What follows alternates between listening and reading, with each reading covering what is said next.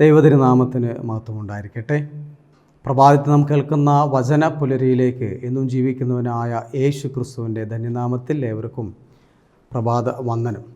പ്രിയമുള്ളവരെ, പലരും പറഞ്ഞു കേട്ടിട്ടുണ്ടോ, അല്ലെങ്കിൽ പലരും പറയാറുണ്ടോ, പെട്ടെന്ന് ദേഷ്യം വരിക വെച്ചാൽ എനിക്ക് ഭയങ്കര ദേഷ്യമാണ്, എനിക്ക് ഷോർട്ട് ടെമ്പേർഡാണ്, എനിക്ക് കൺട്രോൾ ചെയ്യാൻ പറ്റുന്നില്ല, ഞാൻ ദേഷ്യപ്പെടുന്നു, ഞാൻ കോപിക്കുന്നു, പല വികാരങ്ങൾ എന്നെ അലട്ടുന്നു, അതുകൊണ്ട് എനിക്ക് എങ്ങനെ അത് കൺട്രോൾ ചെയ്യാൻ പറ്റും?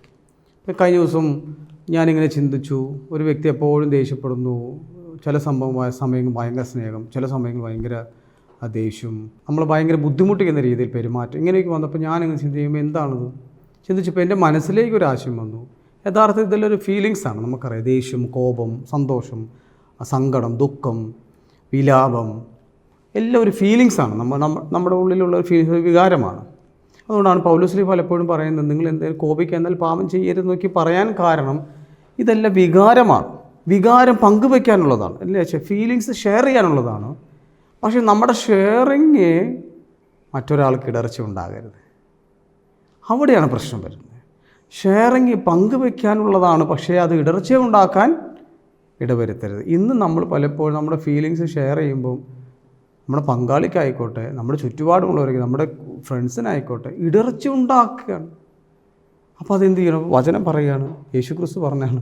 മർക്കോസിന് സുവിശേഷം 9:42 പറയാണ്, ഈ ചെറിയവല്ലൊരുവനെ വിരുദ്ധപ്പെടുത്തുന്നവൻ ആരോ, അവൻ തൻ്റെ കഴുത്തിൽ കഴുതയുടെ തിരിക്കല്ല് കെട്ടി സമുദ്രത്തിൽ ചാടിയിരുന്നെങ്കിൽ അതായിരുന്നു അവന് നല്ലത്.